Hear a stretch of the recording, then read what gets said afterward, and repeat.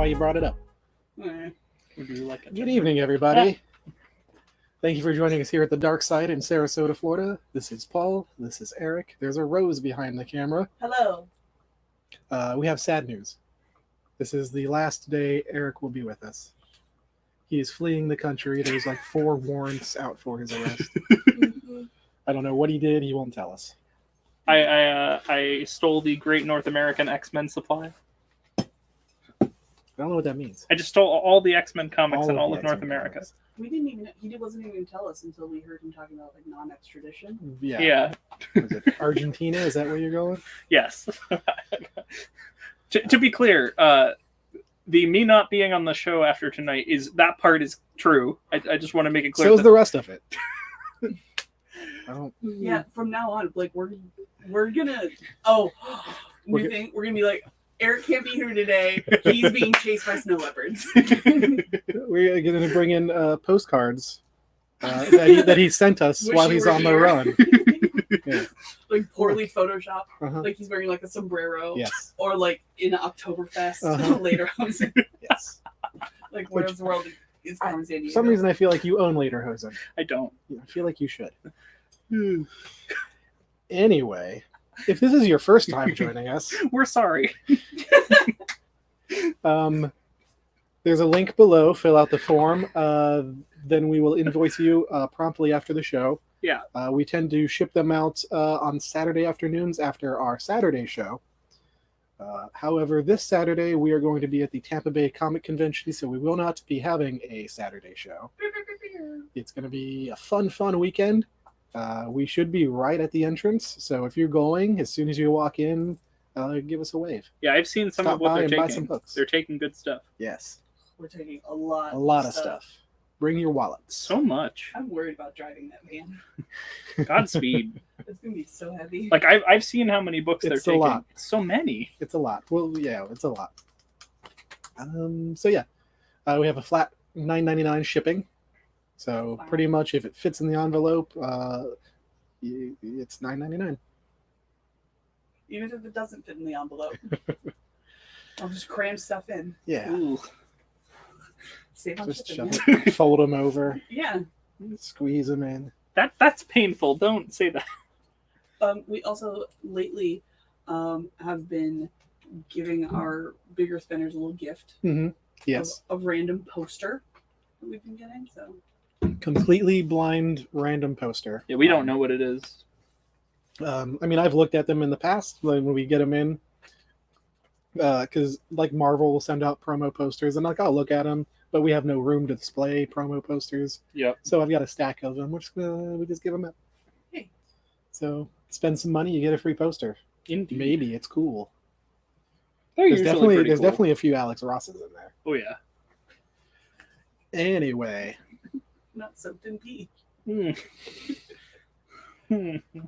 So, there were some new books this week. Mm-hmm. I liked most of them. I liked everything that I read. I only read like 5 of them because I had a very, very long day yesterday. I read 8 to make up for that. There, that works. So why don't you go ahead and tell us about one of your books? Tell us your favorite book of the week. Ooh, my favorite book of the week. He likes saving those. Yeah, I'd like to save. All right, tell us your least favorite book of the week. Tell us the one that you hated the most. I didn't hate any of them. Creators. I didn't hate any of them. The one that I was trying to think of a way to word this that like doesn't make it sound bad because it wasn't. I guess so. Nightmare Before Christmas, Mirror Moon. This was solid. Like, it's a cool idea. We're like, oh no, Rose is tweeting the creators. Take that, Tim Burton. So this was a solid one. The idea is like, Axe Skellington has come up with this plan of making a magic mirror that will let them duplicate like props and costumes and maybe people. And he's leaving Sally in charge of all the planning for Halloween. Without telling her beforehand. He's just like, Sally, you're in charge. He's a terrible leader. Yeah, he is. And this was fun, but I definitely suspect that this one's going to read better in a trade. You can tell that this one is very much written for kids in that it has sort of a more minimalist style to how it's written and to the plot. It's not moving at a fast pace. It's sort of hammering home points pretty well. But I think it's a good story so far, and I think it's pretty fun. I wouldn't blame someone for wanting to wait for the trade because I think this will read very well in trade. But it's not a bad pickup. It was fun. I really liked the art. It was Gabriella Cianello. Have you read any of the other ones? I have not. Okay. I know people like them, but I haven't personally. I was having worked at a music and different video store for a combined like 15 years. Between October and December, every year I kind of got burnt out on Nightmare Before I totally Christmas. understand. I still think it's great. I just never want to hear it or see it again. I've never seen it. It's great. I highly recommend it, just not when I'm around. I mean, I had something like that happen with me with Frozen. I used to volunteer at a daycare center, and like there was just this one week where that is all the children wanted to watch. So I had to watch/listen to Frozen about 20 times in a week. Did it get you upset? It hurt. Like, Eric, let it go. I knew you were going there, and I hate you. I'm just glee. After Mediocre show. Rose's attempt of humor, Beta Ray Bill number 5. Bringing it down a notch. Bringing it down. This is the 5th and final issue of this series by Daniel Warren Johnson, writer and artist. I will read it once. It is a very satisfying ending. It's a bit of a downer, but it's a bittersweet more than downer. Yeah, Paul told me one detail about this issue that made me smile. That they're watching Hook. Yeah. Yeah. There's a scene where they're watching Hook. I mean, it's a big issue. There's some major stuff that happens. There's a big fight with Surtur. Very which is good. awesome. Clancy Brown. This Scourge is great. Scuttlebutt. Scuttlebutt's great. I love Scourge. Like I think many great things came from the Walter Simonson run of Thor, but Scourge is like, I don't know. The character just becomes really adorable after a certain point in the series. He's pretty adorable in this. Yeah. I mean, he's just like, I'm your wingman. And this is the Yes, you are. original Scourge, not the new one that Jason Aaron created. Right. Okay. Yes. It's good stuff. Awesome. Good stuff. Like this sounds up my alley. There's just too many comics. Yeah. When the trade comes out, definitely read it. When the trade comes out, well, I'll feature it on the show. He won't, because he won't be here. Yeah. I will feature it. Hopefully they do a nice little hardcover for it. Ooh, I'll that would be definitely pick lovely. that up. Like Daniel Warren Johnson, I think he's on the rise. Because he just does great work. Him and Philip Kennedy Johnson. I know they're not related, but the two three-name Johnsons are like on the rise.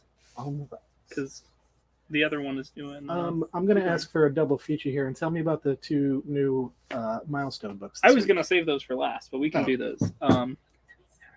These were my favorite books of the week by a long shot. Well, fill us in. So first up, we have Static Season 1, Number 2. This book proves why Vita Ayala is like one of the best writers of youth-centered books right now. Okay. They just are very good at writing teenagers.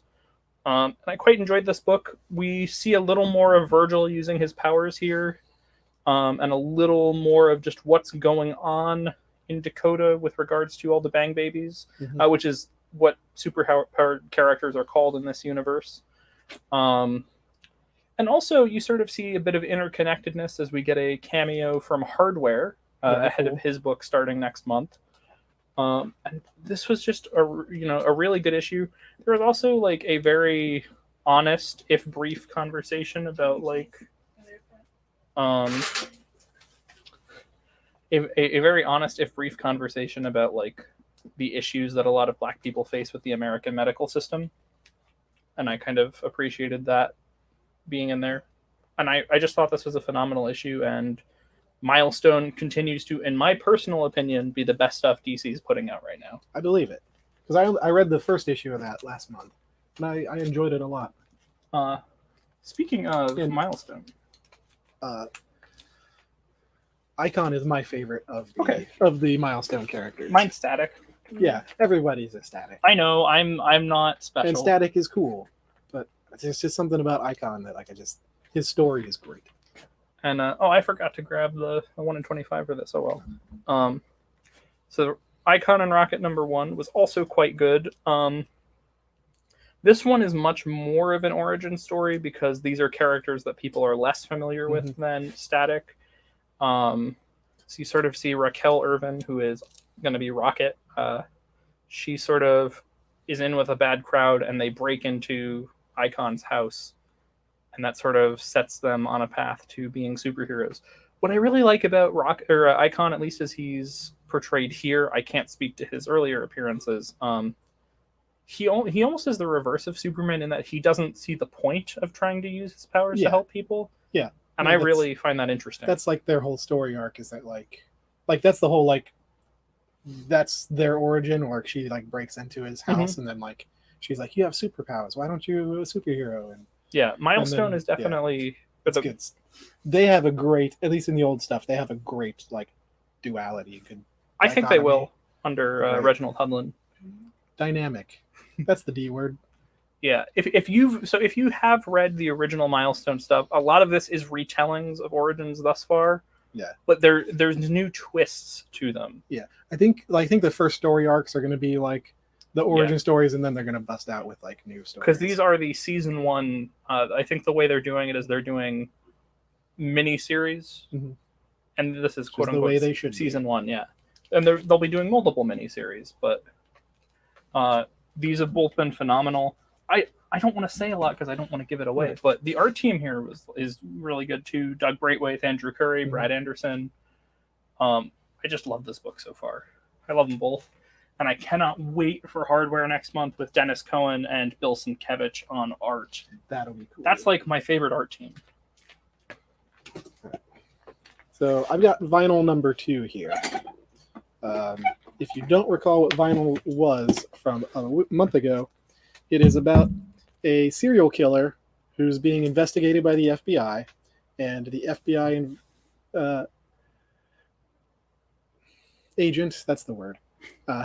Hey, it's been a long 2 days. The FBI agent that has been assigned to him is going undercover. The serial killer considers to be his best friend, and then that FBI agent gets kidnapped by a death cult, and the serial killer goes out to save his friend. It's lighter than it sounds. It is lighter than it sounds. And this issue it pretty much picks up right after the first issue. And he has recruited a network of other serial killers to help him. And it's lighter than it sounds. While reading this issue, I don't know if it's the art style, but I got a very Venture Brothers vibe from it. The humor is very Venture Brothers. Did these serial killers meet at a serial convention? No. Okay. But like these two, they're twin serial killers that are obsessed with like horror movies and stuff. And like, so is this Matt Wagner? Or is this a different Wagner? Different Wagner. Okay. Different Wagner. It's Ooh. Wagner. Ooh. It's funny, it's clever, it's left field. Thumbs up. But like, yeah, the art design, look at these guys. These are Venture Brothers characters. Well, I mean, didn't they do that one therapy episode with like the Hardy Boys that they weren't they actually killers? I heard the Scooby-Doo one is kind of wild. No, the Scooby-Doo one's great. Awesome. Oh. But they have Johnny Quest as like a burnout. Yeah, that's great. And isn't Scooby a Nazi, the dog? No, I remember hearing that. No, it's a parody of the Son of Sam. Oh, I see. Yeah, that's great. Shaggy's the only one who can hear Scooby. That I heard. Yeah, it's great. If you don't watch the Venture Brothers, you should watch it in anticipation to the movie that HBO is making. Is it on HBO Max? Yes. I might check it out. Yes. All right. Let's move on. Something I was surprised that you grabbed was this here. Tell me about this. I'm just being honest. I literally grabbed every single number 1 that was on the table because Paul told me that he was not going to get home till late, and so I'm like, I am going to pick up the slack. So this is released by Heavy Metal, the magazine. They've been doing single issue comics. It's not what I would have expected. Like this one is called Black Beacon. So this is sort of set on this. I couldn't tell if it was a space station or a planet. But basically, some entities put out a message for space refugees, and this is long after that when all the refugees have arrived. And now, for new people to show up, they have to take someone else's spot. Oh, And so a human that's dark. who heard it arrives. It hasn't been dark so far, but that's the premise. It's a very philosophical and introspective book so far. And it has some interesting ideas that it can deal with, like planetary carrying capacity and Malthusian crises and stuff like it. To be clear, these are not terms the comic uses. These are terms that I'm using. And I'm curious to see where it goes. Because the human just wants to like explore. It was like not satisfied with Earth and was like, oh, these people are saying I can come here, so I'm gonna come here. And this like kind of cop takes her in, even though like there's not really room for her. It's weird, but I think it's interesting. And the reason I say that it's not what I expected, because when I think of heavy metal, I think a lot more of like I could be wrong, but I am given to understand that it is a more violent. It can be. Sort of darker than what this was. Like, and I find this kind of interesting. I think if you reach more into heavy metal, there's a lot of stuff you'd like. A lot of great writers, a lot of great artists came out of heavy metal. That's just my one problem with it is an anthology series, yeah. That's the one issue with anthologies for me sometimes. You can pick and choose, but you have to know what to look for a little more than with single issue comics. But I did like this. Good. That's good to know. I know some of the single issue comics that they're putting out are stories that were already featured in the Heavy Metal magazine. Yeah, I have no idea if this is. Yeah, I don't either. I just know that that's a thing. The art, I think the art was like the highlight of this for me. There was another one that they put out today called Swamp God, which I was going to read, but it was a long day. Understood. I didn't notice that one. It's a civil war, and like some Confederates get lost in a swamp, and the swamp god hunts them and kills them.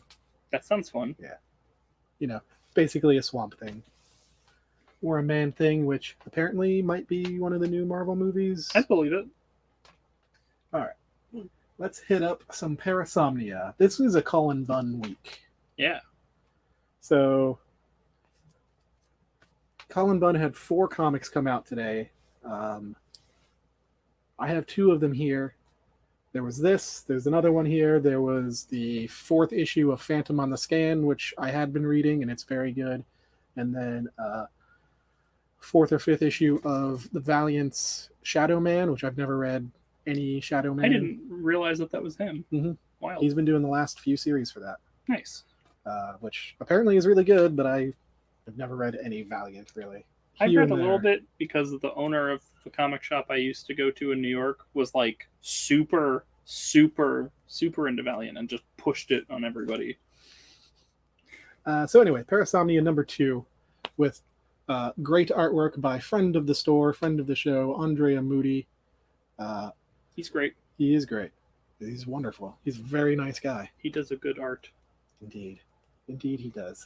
This is a little less disjointed than the first issue because it's a fantasy, like literally like a fantasy world, and the real world. And there's a guy who's like trapped in his fantasy world, like in his head, like he's I don't want to say, I don't think he's schizophrenic. He suffered trauma, and he's stuck in his own little world. And he's on a mission to save a boy that was taken by, I forget what they called her, but some like faceless queen or something like that. But in the real world, there's a woman who is searching for her missing son. Oh. So you kind of get the feeling that like that's her husband. Yeah. And he like couldn't handle the fact that their son has gone missing. Yep. At least that's what I read into it. That makes sense. But it's coming together, and I'm really excited to see how it ends. Mm-hmm. And again, the artwork is beautiful. I love his washed out watercolors. All right. Next up, we have Batman Secret Files Huntress #1. Amazing cover. Yeah, it's a really good one. This ties into the current This cover is so good. I think I know that girl. Bear. Like, Face looks familiar. yeah, like it's so good. So this ties into the current Detective Comics run, also by Mariko Tamaki. Basically, in that run, she got infected with a brain parasite that made her like kind of like a rage zombie. As does. And it gives her the power, like once it got removed, she now has the power to see through the eyes of people who are infected with the same kind of parasite. Gotcha. So she's hunting them down. And there's a big reveal at the end of this issue about someone significant who's infected. Okay. My only complaint about this issue is that I don't understand why this wasn't an issue of Detective Comics. It was still very good. I enjoyed it. It just felt weird that they made this a separate issue. Single one-shot Secret Files book. Yeah. It is weird. It was good, though. I thought Lapham and Mulvihill did a good job with the art. I would have liked a little more character work with Huntress, but what we did get, I quite liked. And she... Tamaki had some good moments of civilians that I love them when they sort of make the world feel a little bigger. Yeah. It was a pretty solid story. I was a little confused because I hadn't been reading Detective Comics, and this hinges very heavily on that. So you went back and you read the last 10 issues before you read this? Mm-hmm. I would have normally, but I just didn't have the time last night. Tell us about Gru meeting Tarzan. Yeah, Gru Okay. Gru meets Tarzan. This was interesting. There were sort of 3 segments. You had the Gru segment, the Tarzan segment, and the Sergio Aragones and Mark Evanier segment. Because it opens with Aragones and Evanier at a fictional San Diego Comic-Con 2021, where they are announcing this book. And it's got some really interesting... It has some like really cynical opinions about people at comic conventions.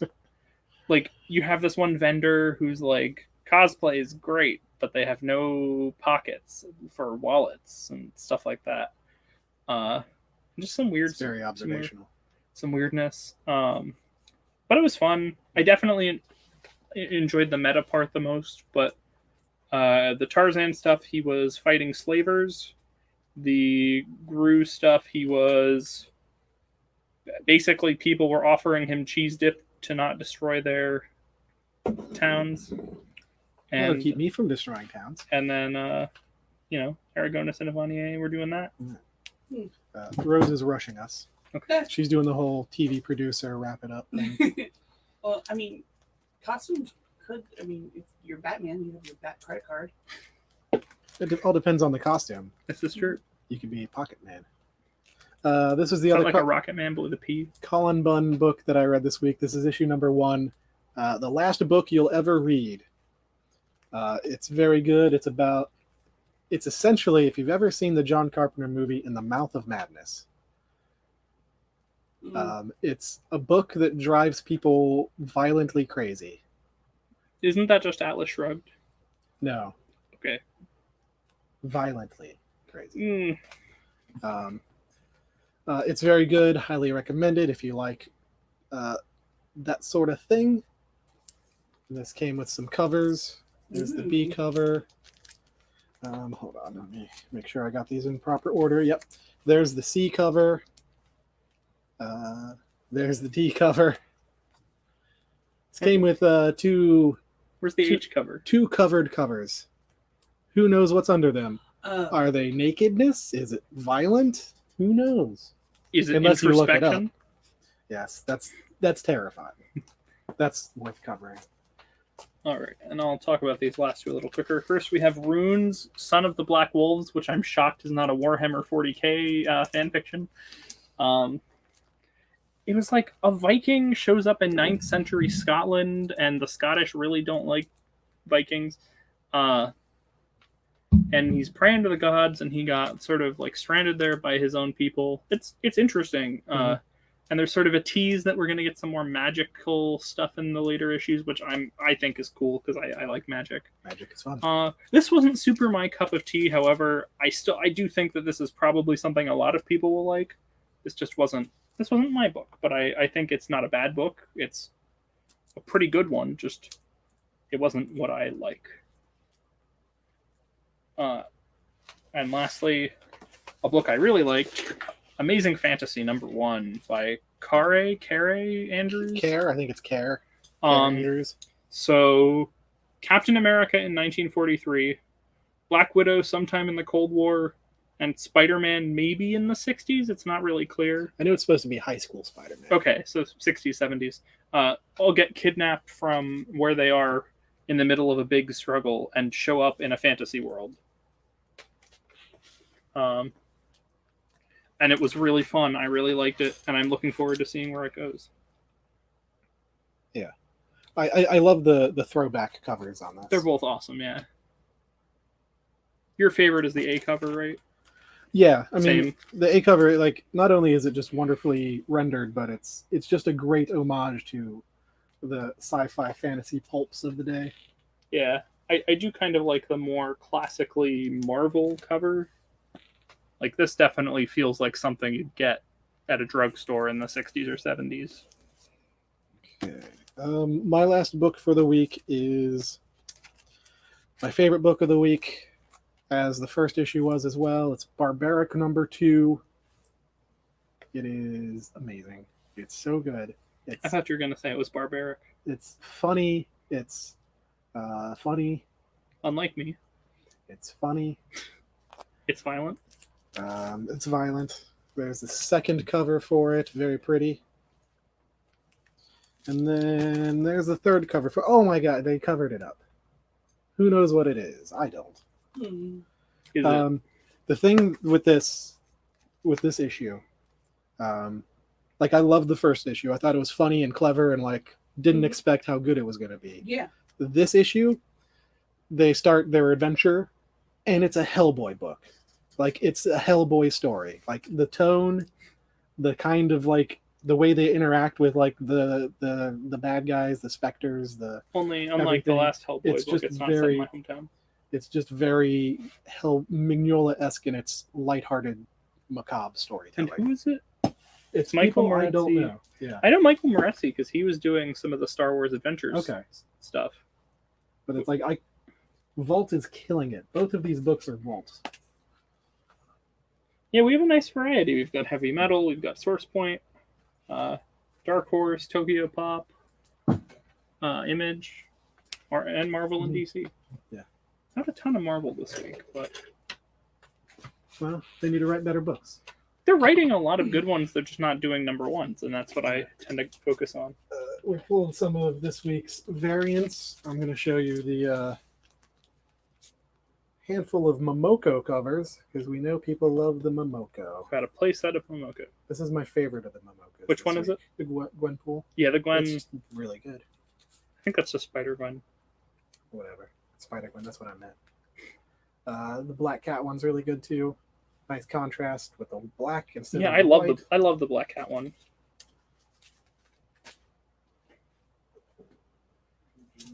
So, which Icon and Rocket cover do you like better? Icon and Rocket. I like this, but I like this better. See, I like the other one better. I like the colors. Well, this is flashy, and this is like a portrait. Okay. There's nothing wrong with either of them. I think for me with covers, like the colorist will always make or break a cover for me, and I like the colors on this one better. You see, my feeling on this is that this has a colorist, and this is just one person. Okay. That's, Fair dinkum. I don't know if that's true. That's It's your guess. As somebody who makes art, that's what I feel. Paul make art. I just read art. All right, there's Static, which is very Yeah, I like the very Draper. kinetic cover, very frenetic, very motion. I will always be happy to see someone beating up Hot Streak. So And there's a nice sword cover. yeah, a lot of these books we didn't read this week, but we still wanted to show off these covers because they're great. All right, Rose. Geez, we're going. Oh my god! No wonder Eric's leaving. Oh Just no! gonna Just behind the camera. Yeah. Nobody moving books. I'll just go to different cameras and be Mhm. like, what you see is what you get. Yeah, That's it. but I won't be here, so nobody sets up the comics, so they're just blank, empty shelves. Empty shelves and empty tables. All right. I'll just use my own personal collection. Okay, that's a great collection. She has a Okay. great collection. Wow. Does that just mean it's just going to be all Mutant X? First of all, I did not come here to be attacked. I'm sorry. That's, You nobody didn't? deserves. I thought that's what. Nobody deserves to be reminded that they own Mutant X. Um, Yeah, it was like 15 years ago. When I bought them. Yeah. shall we look at some old books? Please. It's a pretty light week on old books because it's been a crazy week getting ready for the convention, and we got a huge order yesterday that I had to do. We do have some good stuff, though. I hope so. We'll find out. Though, to be clear, most of these racks are new stuff. There's a few things that we had to dig out, but it's mostly stuff that at least was newly graded. We've had some copies of some of these before.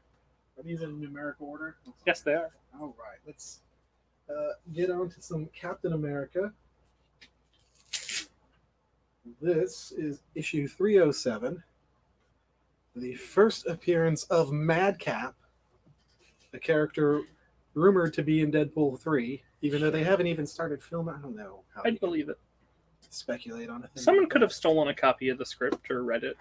Well, there's no script yet. Oh, I didn't know that. I have I'm no mostly idea. just going to put Ryan Reynolds in front of the camera. Yeah. And just be like, we'll green screen everything around you. Just do whatever. It's kind of weird that they're saying that it's going to be in the MCU, considering that movie is like heavily dependent on X lore. The first two are. Yeah. It'll be fun. Yeah, I'm curious to see where they go. Maybe it'll be part of the multiverse and he falls into our universe or the MC universe. Anyway, Captain America number 312. First appearance of Flag Smasher, Hey, the character that the characters from the show was this based on. doesn't look like a teenage British girl. That's very judgmental of you. I think it's funny that they just added an I onto the end of his first name because his name's Carl and then he becomes Carly. Oh, I was like, Flag Smasher? You got that for No, no. $20? I should have been more clear. It's fine. Flag Smashery. Captain America 333. The first appearance of John Walker after he is no longer the Super Patriot. So you just get, he's Super Patriot, but you don't know his name. And then he's like, I'm not Super Patriot anymore. I'm just John Walker. I drink scotch. People were like, who? Johnny Walker, red, white, and blue. Got that for 20. Because red label and blue label, Johnny Walker Scotch. Why do you know so much about scotch? My dad drinks Scotch. You should not know anything about scotch. We used to go on. So when I was younger, we went on cruises a lot, and my dad ordered Scotch a lot. So I learned about Scotch. Scotch is good. Regular John Walker is not good. Red label, it's terrible. More of a black label guy. Anything beyond that side's red label. Okay. It's like Blue. it's McDonald's of scotch. Captain America 341. First appearance, well, it's not the first appearance of Lamar Hoskins, but it's the first time Lamar Hoskins becomes Battlestar. Do I need to start translating? Maybe. I'm sorry, I'm too much scotch. I'm all drinking on the job. I've got two of those. Both at Sevens, both for $18. If you buy both, I'll give them to you for $36. That doesn't sound That this is what we call a joke. Wait, jokes are supposed to be funny. Why? I Captain, come here Captain America in my own time. 354. This is the first appearance of John Walker as U.S. agent. Take that, Captain America. I don't need this job. We've got that for $25. I've got it at a 6. There's some color breaks on the spine there. That's the worst of it. It's normal wear and tear for a comic that had been read many times. Loved. All right. Speaking of comics that have probably been read a bunch, We've got Prince Namor, Submariner, number 19. This is the first appearance of Stingray. I'm not familiar with that character. That is the same costume as Deathbird, but just different colors. Yeah. And not, One and the swims, headpiece. one flies. And like a flatter chest. But it's like, Yeah. No, the wings are definitely very reminiscent of Deathbird. You're right about that. $18.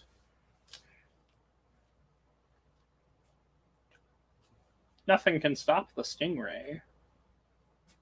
More Submariner. We've got issue 33. This is they call it the first appearance of Namora in the non-Silver Age or non-Golden Age, but she's just in a flashback. She's not really there. So, $25.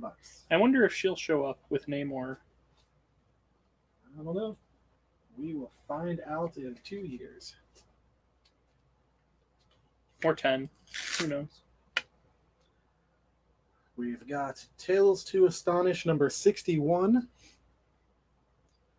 I wasn't going to include this because I'm going to try to stay away from bringing in anything under a 5-ish. Oh, okay. So I've got this at a 4, but it is the first appearance of Major Glenn Talbot. Very cool. That is cool.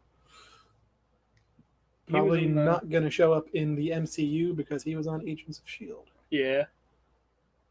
But still, He was a fun antagonist and later protagonist in that show. $35. He was like a military guy who got mad at the Agents of S.H.I.E.L.D. and argued with them a lot. And then later became Gravitron. Yes, he did.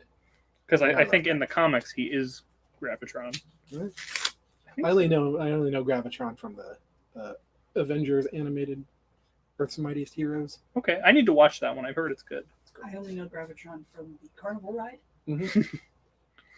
Good ride. It's a great ride.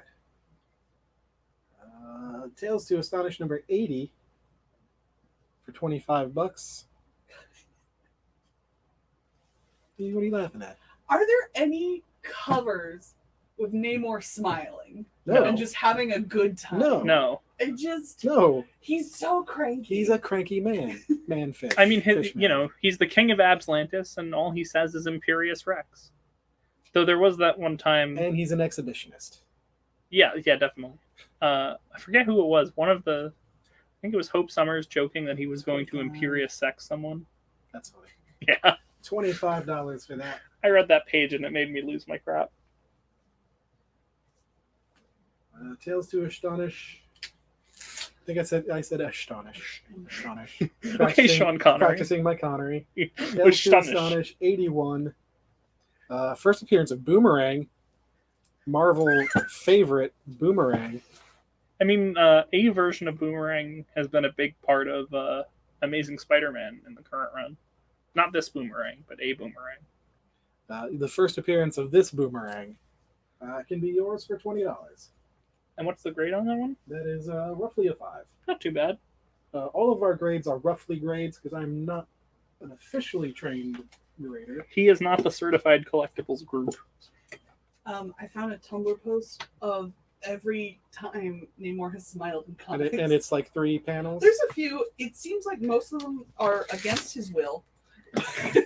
So Rose complains about us making jokes at her, and she's over here staring at her phone.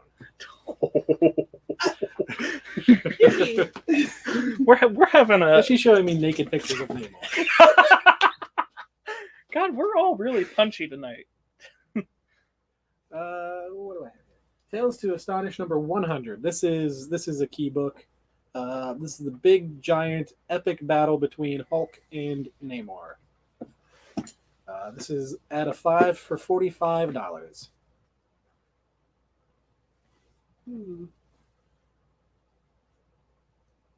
that Manhattan or is that like a Sure, battle cruiser? it's definitely an island. Okay. It's a little small for Manhattan. Well, back then.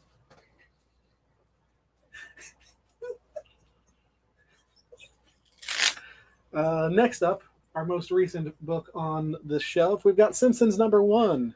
We've had this a couple times. Usually sells because everybody loves The Simpsons, even if they don't. I need to give it an honest shot. Like I thought it was more like the kinds of comedy cartoons that I don't like, but I've heard it's more good. I'd start with like season 3. Okay. And then stop at season 7. Okay. 7 or 8. Stop after Phil Hartman dies. Gotcha. All right, so we got this for $15. Highly graded. I have it at a 9, which means it's pretty much perfect. And it does still have the poster inside, folded up, stapled into the interior. Very cool. That's a weird looking cover. I wonder if it's in reference to anything. I don't know. Maybe is a little like- Fantastic Four Yeah. #1. I always forget that that's what that's a reference to, and I feel silly about it. My bad shoulder's killing me, so I'm gonna put that down. And now for my bad shoulder to Yes. start killing me. Bad shoulder club. We can hold it for a minute. Oh, Doug says start at the Tracy Ullman show. That is old, Dude, old that's- school. Don't start there.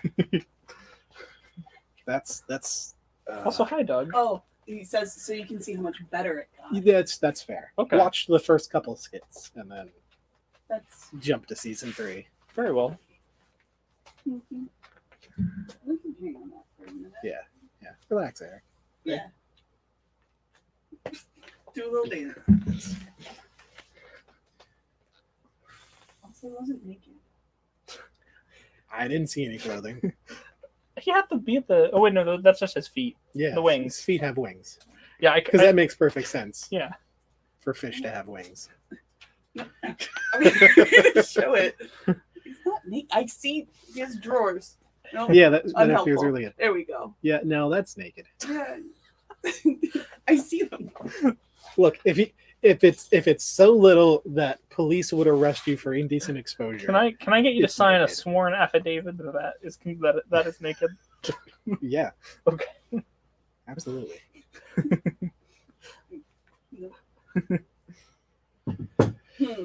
Books. Books indeed. Lots of when Captain America throws his mighty shield. Madcap.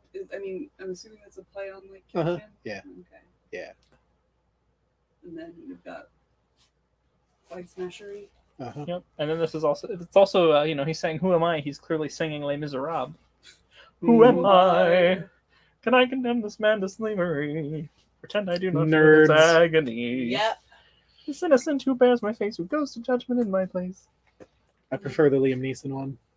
That's fair. I mean, it's not. I prefer the musical, but that movie's not bad. It's very good. I've only seen it once, so It's very good. It's a wonderfully made film. Hmm. Cinematography is gorgeous. The score is wonderful. it's better than the Tom Hooper one. Hmm. That I was just saw the show. the film adaptation of the show That's the Tom Hooper. was, in my opinion, Yeah. not great. The Hugh Jackman one. Yeah, where they did the singing live Yeah.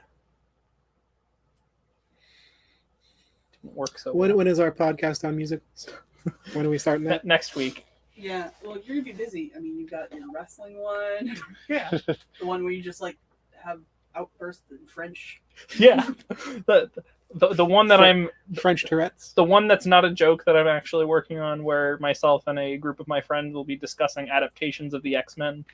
That one's not actually a joke. That one I'm slowly. Let me know when you get to the TV series Mutant X. Is there? Yeah. I did not know that. Oh, it's bad. I believe it. Very 90s. Yeah. Is it actually an adaptation of the Alex No. Summer? Okay. It is, but it's not. Oh no, that scares me. It's a nominal adaptation. It's Okay. Phenomenal. I mean, we know you have the whole runs of the Comic Mutant X, so I'm not sure that your taste is trustworthy on this matter. I'm sorry, that was mean. I apologize. No, it's fine. She's used to it by now. Yeah. We're Why? 45 minutes in. I can't be too mean on the way out. I gotta keep some ill will or some goodwill. So No, keep burn it bridges. Scorched earth. going. You want to talk about those books? Absolutely. Thank you all for putting up with our nonsense tonight. First up, we have whosoever shall hold this hammer, if they be worthy, shall possess the power of the mighty Thor. Number 143, featuring Balder the Brave, the evil enchanters, the stunning Sif, panic in the city. This is it, true believers. No, this is not a Stephen King story. However, this is the first appearance of the Enchanters 3 and the Living Talisman. And I don't know what that means. Well, the Enchanters 3 were 3 people who had magic. I believe Enchantress was part of them. That makes sense. And the Living, what's it thing, was another character. Living Talisman. Duh. Baldur the Brave is good, though. I really enjoyed the Simonson Baldur the Brave mini. But this is just some solid cover. Silver Age, like, interior art isn't always my favorite, but I love Silver Age covers. Yeah, like, the covers are often better than the books. Yeah, I like that. My favorite Silver Age cover is that Neil Adams' first appearance of Havoc cover. I literally don't understand why people like Marvel, companies like Marvel and Disney, don't offer like a poster program where you can pick a cover and get a poster made. Yeah, I don't know either. Because like it can't be be that too expensive, expensive. Because you're going to sell hundreds of them. But you could just do a colored scan of a cover and blow it up. You could, but I just want to buy something. Yeah. Next up, we have more Mighty Thor. We have 149. When falls a hero, he just slipped on a banana peel and now he's on the ground. Yes. This is the origin of Black Bolt randomly. It's just Yeah. so weird. There's a whole series of Thor where there's backup Inhuman stories. Yeah, we had another one of those, but I just grabbed this one. Yeah. And there's a tear at the top. Yeah, you can Not see right right here. above the H. It's like 1/4 inch. Yeah, it's not too bad. But we have this one at a 6 for 40. Yeah, if you like your Thor. That tear is what downgraded it from a 7 to We got the a record. 6. Who doesn't love the record? Holmes. Yeah. Good point. Cars probably don't like the Oh, that's record. true too. Schools, I'd imagine. Though people who work in construction probably love the record Right. because they make quite a bit of money Yes. off of cleaning up. Next up, we have Batman 60H, the first issue of the Hush series, and a hush fell over the crowd. Hush. I need to reread Hush. And I need to read it. I've never actually Because read it. like I haven't read it since it was first released. I read it in issues. Nice. But as we all know, it begins here. I don't know It certainly what. does. I don't know what begins here, but Hush, it does. Hush begins here. No, the joke I is that think- there's no context. Oh. It just says it begins here. It does. It does indeed. I don't know why, but I find this Batman very funny. He's just in a really weird kick pose. He's swinging from a thing. Oh, okay, that makes more sense. Like, eventually, how many Batman books have there been? You're going to run out of ways to pose your body. So it's like, all right, we'll do a karate kick towards the top Oh right no, I'm corner. sorry.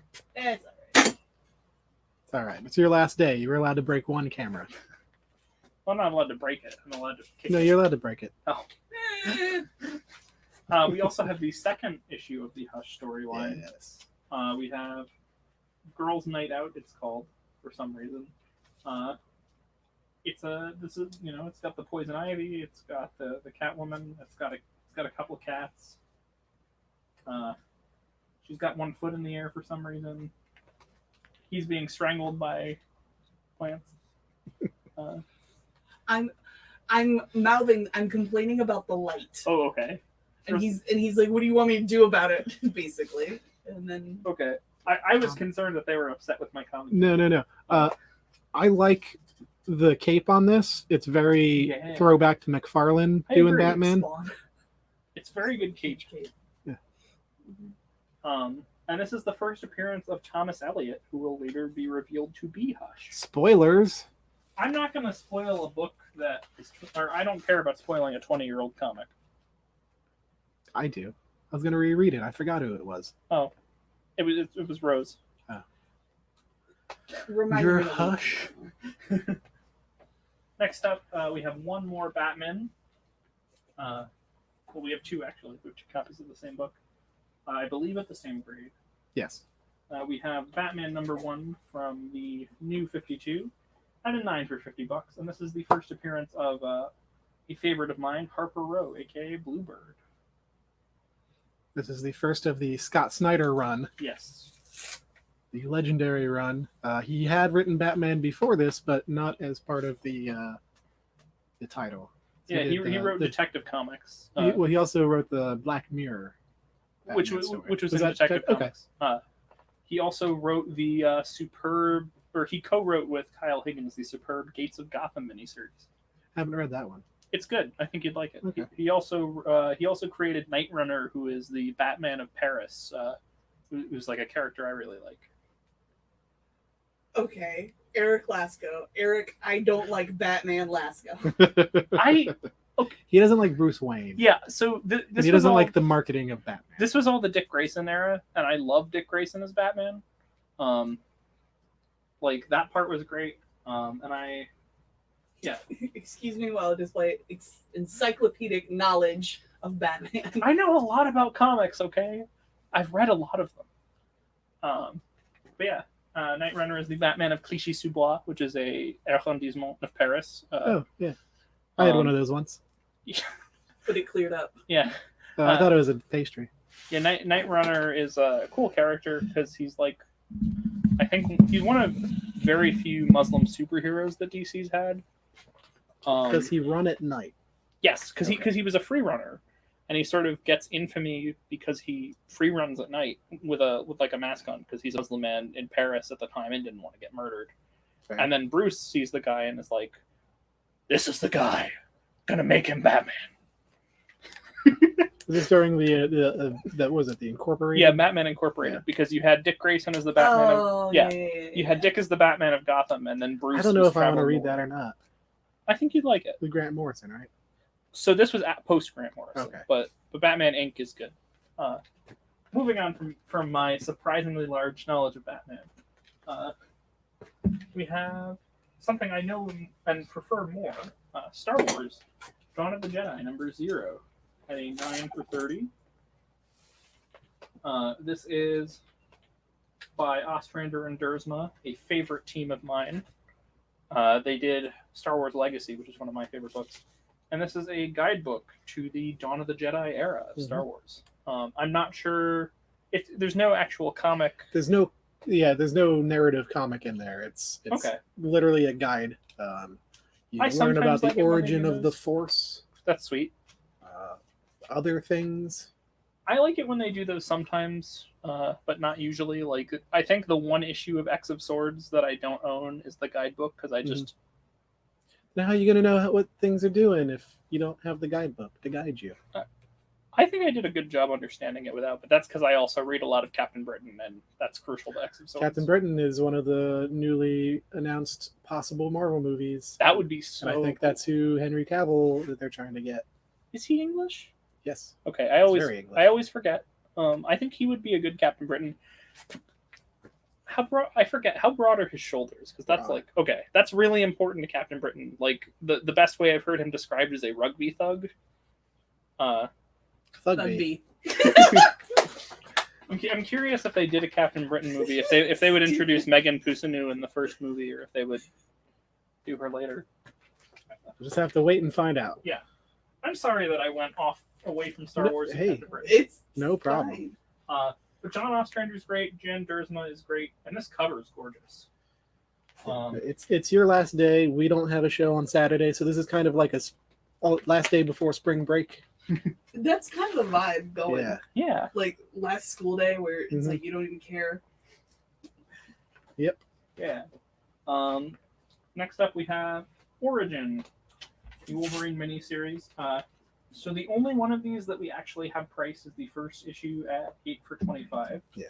But we have the rest of the series, all in comparable condition. Would you say? Oh yeah, no, they're all in like the Okay. first issue is the one in worst condition, Okay. and that's still at like a high 8. All right. So if you are interested in these, make us an offer. We're happy to work something out Yeah. with you. Just the first one's the only one that is like a higher Yeah. value. So yeah, The rest of them are like what, $10? something like that. So If you want all 6, throw some numbers at us. Next up, we have the Mighty Thor number 372 at a 7 for 30. We've had this one on a few times, and as a reminder, it is the first mention of the Time Variance Authority, featuring everyone's favorite Judge Dredd knockoff, Justice Peace, and the Zaniac, everyone's favorite Silver Age Thor villain. Yes. This is also, I think, like, this story is like the one time that Jane Foster shows up in the entirety of Simonson's run. Really? Yeah, That's interesting. she was not a major character in the Thor books for a while. I wonder why that is. Just getting away from the same old cliches, maybe? I think it was just that like writers were trying to do different things with Thor and not just make it because Lee and Kirby Thor, while good in a lot of ways, it feels almost a little too much like a regular superhero comic, because you can tell that the two of them don't really know a lot of Norse mythology and don't care to know. That was a guy, right? And don't care to know a lot about Norse mythology. Whereas Simonson, like, you can tell he knows his stuff. Especially, like, my favorite issue of this run is 380, which is my favorite single issue. I like some of the stories better, but just as an issue, it's this epic, entirely splash pages fight between Thor and the world serpent Jormungandr. Mm-hmm. And the prose he's using is just gorgeous. Like, I think it is probably his best like writing in the whole series, and the lettering is great, and it's the issue where he kind of returns to art. Buscema is doing the finishes, but he's doing the layouts. Okay. And it's a gorgeous issue.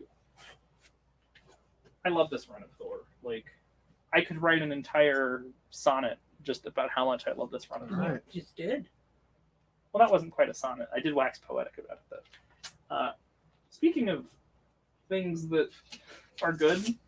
Yeah, can you repeat all that but in iambic pentameter, please? With couplets? I probably could, given enough time, but not off the cuff. Though a friend of mine were doing a lot of rhyming when talking about the Demon, the Yes. DC book. We were just speaking in rhymes for like an hour at each other. I love the Demon, but he can be tedious. Yes. He certainly can. Especially with writers who don't know how to do meter. Yeah. Yeah. Like, Garth Ennis's meter is okay, but then you have like... Show the book. Yeah, sorry. Tales of Suspense number 88. You can keep talking about Garth Ennis, but just show the book. Featuring Iron Man and Captain America. Number 88. Featuring Power Man, the Swordsman, and a madly menacing mystery villain, who I have no idea who the mystery villain is. Also, this is not the Power Man. This is not Luke Cage. This is the other Power Man. The guy who's a jerk. And I just love this cover with Swordsman like throwing his sword at the shield. What is it? He's too far away. What else are you going to do with it? I learned in my time working at a LARP camp, never throw swords. It doesn't end the way you want it to. What number is that? The one I'm holding? Mm-hmm. 88. A 7 for $30. Then we have Marvel Team Up. I always forget that some of these have pence prices listed, because this has 60 cents for UK, 25 pence. This is Marvel Team Up 117, featuring Spider-Man and Wolverine. With we've talked about this before, just the wonky perspective on Wolverine's arm and leg here. Yeah, it's I an don't odd know one. what's going on here. I usually am a fan of Leighton and Rubinstein's works, but this cover just is really, really weird. Yeah. Doug's not a fan.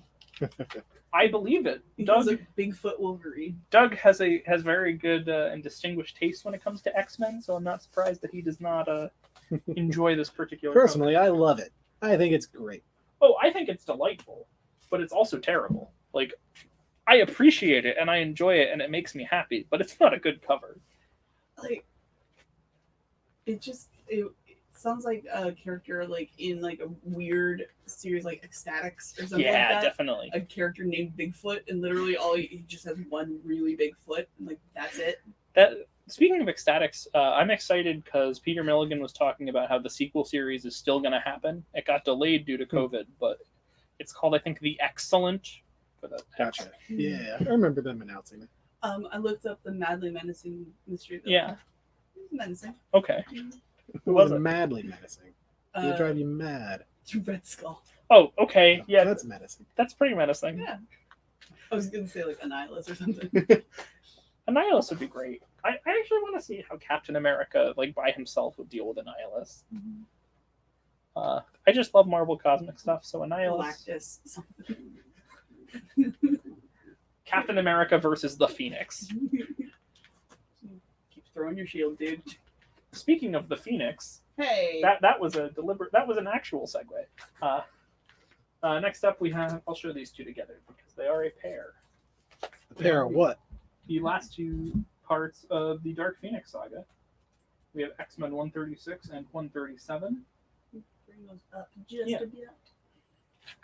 We have the Child of Light and Darkness, the final phase of the Phoenix. Don't miss this special issue containing more shocks and surprises than ever before. At an 8 for 40. And Phoenix Must Die at an 8 for 45. This is just like a classic cover. I mean, these both are, because this is like an homage to the same thing that one Crisis on Infinite Earths cover is. It's like a really old science fiction comic. And I also love that, like, the X-Men logo is healing, because the previous issue is the one where Dark Phoenix breaks through it. So it's sort of got some cracks in it to sort of show that it's... I just like that little visual continuity. Mm-hmm. And then that one, they're standing on the Death Star. Basically, I mean, kind of. They're in the blue area of the moon. The blue area of the moon. Yes. Death Star. It's the part of the moon that... It's a fictional part of the moon in the Marvel Universe that has a breathable atmosphere. Okay. Not where the Inhumans live, is it? I think they have for a while. Okay. Now the Summers family lives there. Okay. But all 27 of them. yes, they have a house on the moon. And Wolverine also lives there. But he won't admit it. Like, No. he's like crashed on the couch, and then they gave him a bedroom. He's like, whatever. So the It's a floor place to store my beer. the floor plan has both Scott and That's a spot on, Logan. basically Scott and Logan's rooms both open up into Jean's. Is that on the moon? I thought that was just on. Oh, because Krakoa is a there's moon Earth. now. Because I was on Krakoa No, this is not Krakoa. This is just No. the moon. when their house where they live together. Oh, so Now most of the they're on the mutants, moon. most of the mutants live on the moon. Their house is on Krakoa rather. Their house is on the moon because they felt like it, Okay. and they have a gate that lets them go back and Okay. forth.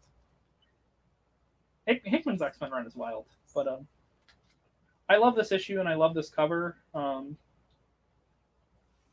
It's just classic.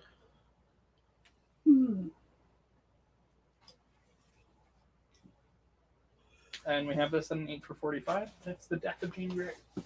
The first of a billion. Or the second, actually. 'Cause the first one happened in 101. So, God damn it. Yeah. Told you, you get to break one. I mean, honestly, we have too many cameras anyway. Too many cameras, too many cameras.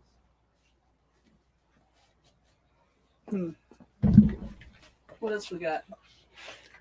Oh, you wanted more? Yeah. To quote I Simonson, didn't plan for more. would you know more? Yes, I'm a dork, I know. I mean, yeah. Yeah. It's Ooh, first up we have Star Wars: The Old Republic, #1, at an 8 for 75. This is the 1 in 5. That is the 1 in 5. Okay, first Darth Angrai, Darth Barris, and Satil Shan. So this is a sort of adaptation / tie-in to the Old Republic video game, which is an MMO that I've tried playing, but I hate MMOs, it turns out. But I've heard the story is pretty good, and this is Satil right here, I believe. She's great. It's good stuff. We have this at an 8 for 75 because a lot of Dark Horse Star Wars stuff is expensive. Mm-hmm. Especially variants. Yeah, oh, true. And this 1 in is- 5 variant. And this is Thread of Peace, part 1 of 3. It's gorgeous. I love I just love the like lightsaber lighting. Mm-hmm. That's one of my favorite tropes in like using artificial light in covers. Mhm. Looks very good.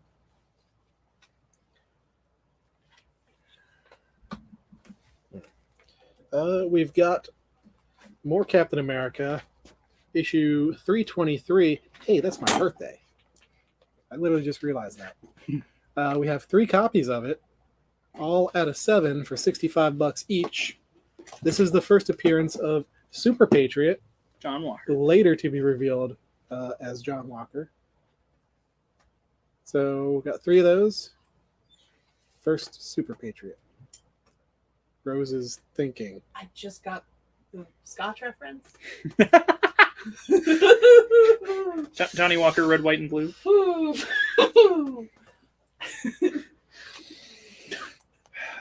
And Paul was just shocked that I knew what that was. Yeah, For the record, the reason he's shocked is that I don't drink. he does not. No matter how many times I throw bottles at him, They're supposed to have stuff in them. that's what I'm doing wrong. Yes. We have Tales to Astonish, number 57.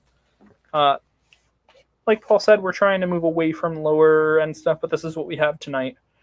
We have this at a 4 for 90, featuring the Marvelous Marvel brand of action. It's Giant Man and the Wonderful Wasp on the trail of Spider-Man. So that's kind of cool. It is. There is a rather good chance that you will enjoy this issue. How's that for using the soft sell? God, they really wanted people to buy this one, huh? Yeah, they did. And it's approved by everyone's favorite, the Comics Code Authority. I'd expect nothing less until they start talking about drugs. Yes. Tales to Astonish, number 60. Also graded at a 4 for $65. This is Hulk's second appearance in Tales to Astonish, but this is the first of when his ongoing appearances go, the ongoing stories. Okay. Which this is actually just, I believe, a reprint of Hulk number 6. Interesting. Yeah. But this is when they're like, yeah, we should put Hulk in this more often. Makes sense. $65.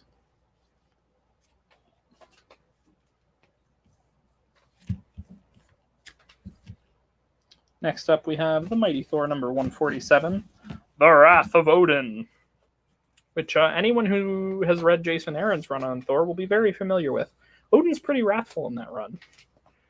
It's got Thor fighting Loki, and Odin being an angry curmudgeon, as he is wont to be, and a wall getting smashed. And once again, approved by the Comics Code Authority. He seems surprised by that. So this is the continuation of the Inhumans origin, and we have it at a 7 for $50. And we've also got. Oh, should have done this one first. The first half. Thor 146, graded at a 7. The only real problem with this is there's some discoloration popping up on there. Got this one at a 7 for $40. This features the origin of the Inhumans, the first part. Yes. He's good stuff. Yes, he's twirling his hammer. And he's got a snake fighting him. If the thunder be gone. Yes, since I am tonight the Batman expert, I've been handed more Batman. Next up, we have Batman, Vengeance of Bane, at a 64-page special, number 1, 1993. It was originally $2.50, or 150 pounds, or $2.95 Canadian. And it was by Chuck Dixon, Graham Nolan, and Eduardo Barreto. When you have nothing to say about a book. No, so the actual thing I can say about this book is that this is the first appearance of Bane. First appearance of Bane. And that this cover is pretty great. I'm not sure who did this one. It is, actually, it's Glenn Probably Fabry. one of those. No, it's Glenn Fabry, actually. Wow. And I do like it. I love the. I mean, this looks like a Preacher cover in terms of Yeah. Like the detail, the light and shadow. And I like that about it. Like, it has a good aesthetic. He does good work. I'm not as articulate about talking about art as Paul is, but I do appreciate. Articulate. Not today, but usually you are. But I love this cover. Oh, we have this one at a 7 for $70. Oh, usually we would put this one, but I guess we forgot. Yeah, this one at an 8+ for 85, with minor something on the back. Minor discoloration is all. Yeah. Okay, minor discoloration minor. on the back, which is why it's not a 9, I presume. Mm-hmm. And then an actual 9 for 100. So if you like your Bane, we got you covered. Mm-hmm. Indeed. Yeah, we just happened upon those. We should put those on the top. Sure. Because we had last month or so, we had another copy of this that had like a rip on the lower cover. Yeah, but like a crunch. These are nicer, especially the 9. Lastly, before we pull out the CGCs again, we've got Tales to Astonish number 93. 2 copies of it, both graded at a 6 for $100, featuring an iconic cover by Marie Severin.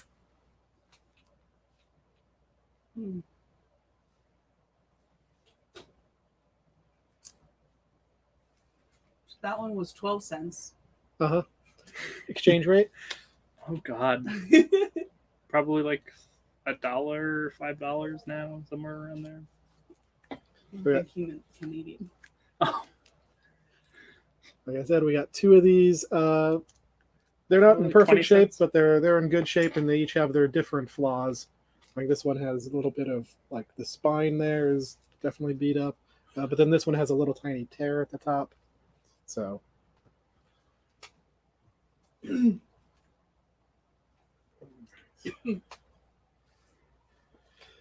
Well, with 15 minutes to go, shall we pull out the CGCs?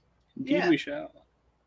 Shall we go from lowest price to highest price, lowest grade to highest grade, I like that. or vice versa? I don't care. I like lowest price to highest price. That seems like a good way to do it. All right.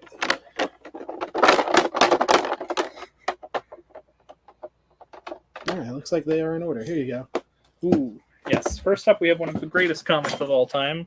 We have X-Men number 141 by Christopher P. Claremont and John Byrne. His middle name is actually something with an S. I just think Christopher P. Claremont is funny. With John Byrne and Terry Austin and Tom Orzechowski on letters.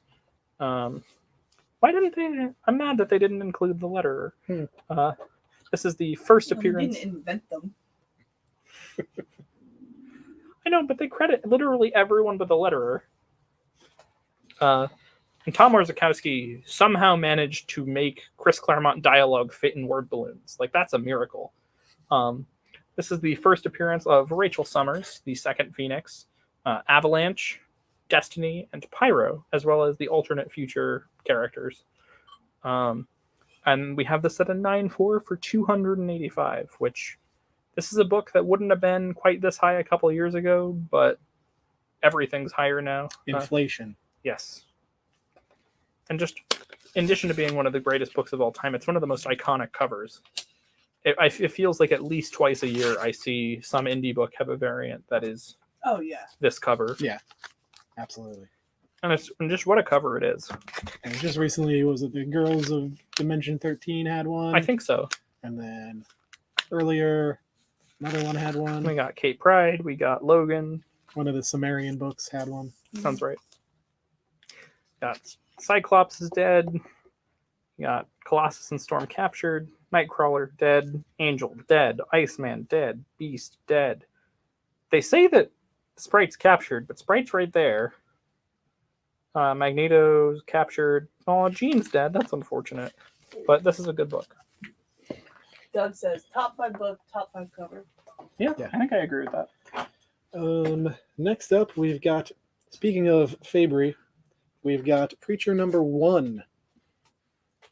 Look at that shading. Look at that darkness in the glare. Look, you can see Rose. No! Look, there's Rose. I don't want to be perceived. Well, we're perceiving It's you. really hard to get a good shot of these, isn't it? Yes. That's a 9.8, and this isn't a me grading. This is actual CGC grading. This is the certified collectible group. And we've got that for $300. One of the greatest series of the 90s, and extra bonus. I don't know why they didn't make a note of this on the thing. Ad for Candyman 2, one of the best sequels ever. Actually, let's see what this ad is. What do we got here? Oh, we got a Lego ad on Days of It's Future not. Past. It's not as good as And Candyman 2. Lego's pretty Farewell sweet. to the Flesh. Farewell to the Flesh sounds like an issue of X-Men, honestly. Yeah. It sounds like something Claremont would have named like an issue about shapeshifting. Ooh, we have a good one here. We have X-Men number 100 at an 8.0. And the thing that bugs me about our X-Men books is that this is the only one that has this label. Yeah. Which is sad because I love the label. It's sweet. This is the issue where Jean rejoins the team at the end of it. And you also have the 05 X-Men fighting the remainder of the all-new, all-different team. Because at this point, Thunderbird was dead and Sunfire pissed off back to Japan. But we got Colossus, Storm, Nightcrawler, Banshee, Wolverine, the biggest jerk in all of comics, Iceman, Angel, Beast, Marvel Girl, and Cyclops. And I love this cover. Obviously, the issue after this is the more famous one because it's when Jean becomes the Phoenix, but still a great one for $3.75. So, is X there to be like, stop, don't fight, or is he like, place your bets? It says betrayed by Professor X, so sounds like place your bets. It's one of the many times where they're like, "Oh, you were using us as pawns." I'm gonna be honest. I haven't read this one because like a lot of the earlier Claremont stuff isn't as easy to get reprints of. Here's a really, really, really great one. Omega Men number 3, first appearance of Lobo. The main man himself. Look at that. He was going through a glam rock phase. He'll kill his entire species and then call you a bastich. That's got that at a 9.8 for $400. Very nice. With a wonderful Tron ad on the back. Is that for the Atari? Yeah, for your Atari. Not only your Atari, it's your Atari in italics. Yeah. I don't know why, but I thought you were about to say in Italian. In Italian. You have to play Atari in Italian. Last one for you, because I know you love this one. Okay. Yes. Next up, we have at a 9.2, New Teen Titans number 2, the first appearance of Deathstroke. You're too late to save your fellow Titans, Raven. I've just killed them all. Wrong. You didn't kill them. I did. And it's more new pages from the new DC. This classic cover of all the new Teen Titans looking dead. Just as Ravager's about to die. Poor kid. And this is the first appearance of Deathstroke, as I said. It's also the first appearance. It's the first cameo appearance of Trigon, which I didn't realize. And we have this at a 9.2 for $4.50. You know what I would like one time is like, obviously they don't all die. I mean, we know this. Yes. But like, for a random issue and it to not be announced at all, but just like the whole team dies and then they're like, no more issues, it's done. Kind of like The Last Walking Dead, where there's like, it's over. That happened with Doom Patrol. Okay. I mean, it didn't last very long because then the Kupperberg run happened, but I kind of mean like covers are just so hyperbolic. Yeah. It's like I kind of want to be like, yep, that's it. While we're running out the clock here, I'm just gonna throw up some other stuff. We've got Avengers 684, first reference to Hulk being immortal. That seems to be important. Got that for $30 at a 6. yeah, this is when you start to see Al Ewing begin to build the mythology he's been working with Immortal There's a Hulk. little bit of a crunch in the bottom corner there. That's the main thing. Yeah, I've got one of those too somewhere. Paper Girls number 1 at a 9 in perfect condition for $30. Amazon Prime TV show. It's been cast. They're making it. I'm excited. Very cool. Yeah, I don't know any of the cast. It made me feel so old. No, that's good because they're unknowns. I saw the cast too. I don't know who they are. You're also very old. Just because I'm older than you doesn't mean I'm old. I don't work in an office. Sorry, anybody who works in an office. But not Rose. to me. But not no, I know. Yeah. We all are very affectionate to each other here. Oh, hey, how about we got? Oh, what do we got? You look. I'm going back to the other screens. For a second. Per request. Sorry, I nudged this one. I know. Does this one need to be moved since I nudged it, or is it good? Okay. Just to jump in between your gazing there, I also have Preacher number 2 for 65, and Preacher number 3 for And 45. who's that on the cover? Number Cassidy. Oh, 2. two? That is the Saint of Killers. Yeah. Yes. I always And that's get Cassidy. I always get the ordering confused. I always think his name is the You did that Killer on of Saints. purpose. What? Did that on purpose. No. Well, I did do it on purpose because I was hoping that you would forget his name again. What did I call him before? You just Yeah. kind of trailed off. The Mr. McMurderface. Saint of Killers. Man, if you guys haven't watched, well, Erickson wouldn't like Preacher. But the show is amazing. I've agreed that Rick's gonna lend me his first trade, and I'm gonna try it. We'll see what I think of You're it. not going to like it. Okay. Mm. Rick thinks that there is some stuff that I will like and some stuff that I will hate. There's definitely stuff that you will hate. I believe it. If it was an edgy comic written in the mid-90s, By, it was by a different Garth time. Ennis. It was a different time. It's not just an edgy comic written in the 90s, it's an edgy comic written in the 90s by Garth Ennis, Yes. my arch nemesis. That was a joke.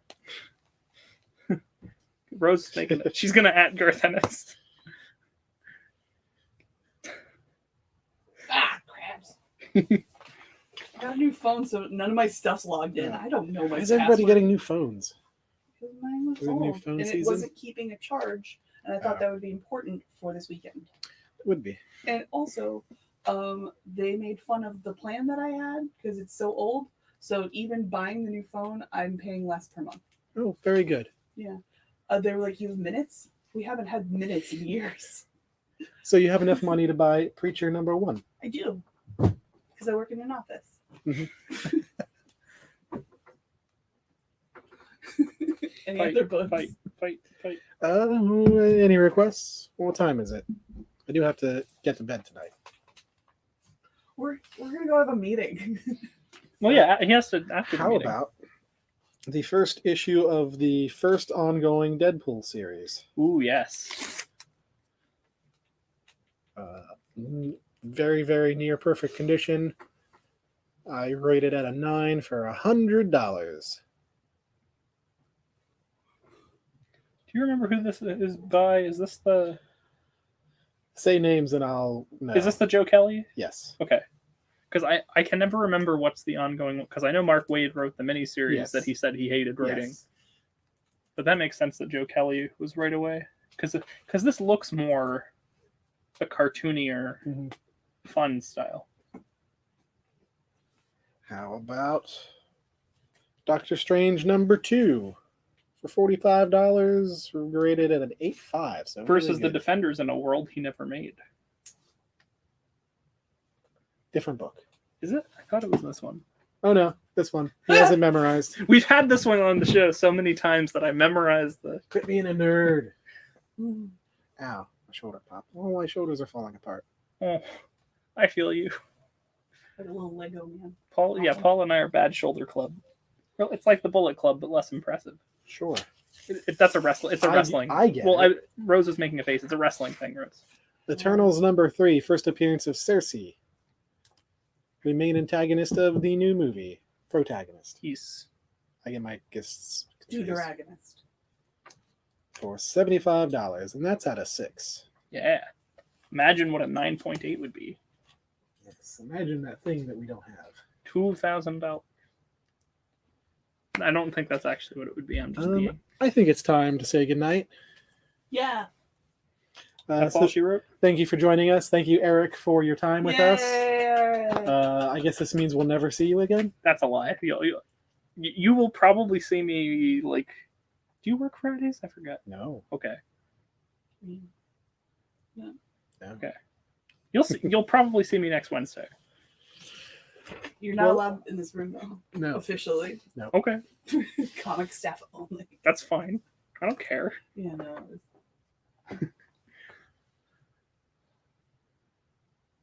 You're not shutting us down, so I'm just going to hold up books. Ah, that's fair. Just keep showing books. 3 hours later, showing the same books over and over. Well, I do want to go home and watch wrestling. Yes.